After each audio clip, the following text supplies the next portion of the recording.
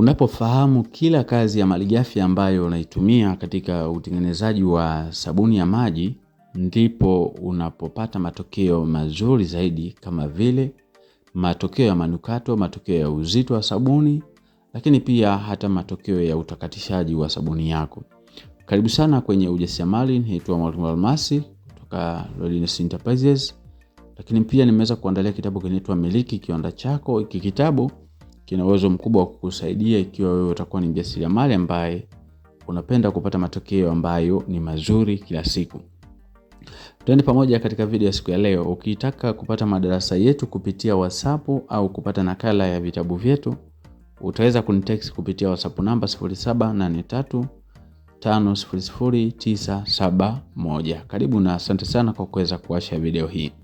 Kila malighafi ambayo unaitumia katika sabuni yako inakuwa ina matokeo yake.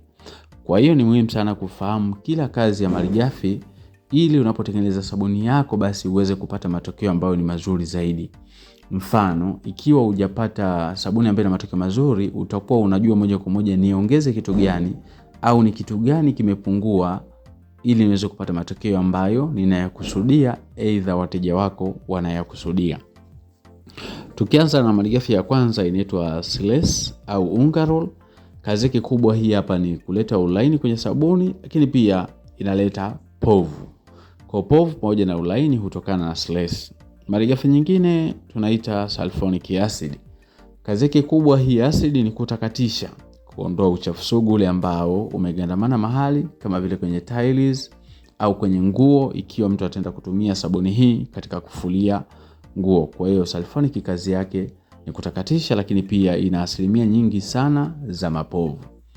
Malighafi nyingine ambayo tunaitumia ni chumvi, na wakati mwingi tunatumia chumvi ya mawe. Kwa nini? Kwa sababu chumvi ya mawe inatusaidia zaidi katika kusagasaga Siles. Ndio maana katika formula ambazo tunajifunza unakuta kwamba tunachanganya chumvi ya mawe pamoja na Siles kwa wakati mmoja. Kwa nini? Kwa sababu ile chumvi inasaidia kukatakata au kusagasaga ile Siles. Malighafi nyingine ambayo tunatumia ni soda ash light. Soda ash light tunaitumia kwa nini? Kwa sababu cha kwanza, inatusaidia kupunguza makali ya kemikali. Kemikali hiyo ni sulfonic. Kwa hiyo tunapotumia soda ash light inatusaidia kuneutralize ile acid. Ikiwa mtu atatumia sabuni yetu, basi asichubuke wala asibabuke mikono wakati anatumia bidhaa yetu ya sabuni. Malighafi nyingine tunatumia CDE.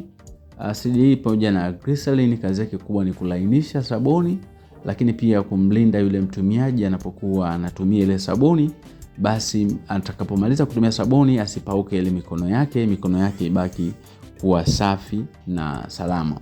Lakini kwa upande wa CDE pia inatusaidia kupata ile clear ya sabuni. Unakuta sabuni ina uangavu mzuri kabisa, inavutia, aidha ikiweko kwenye dumu ambalo ni transparent.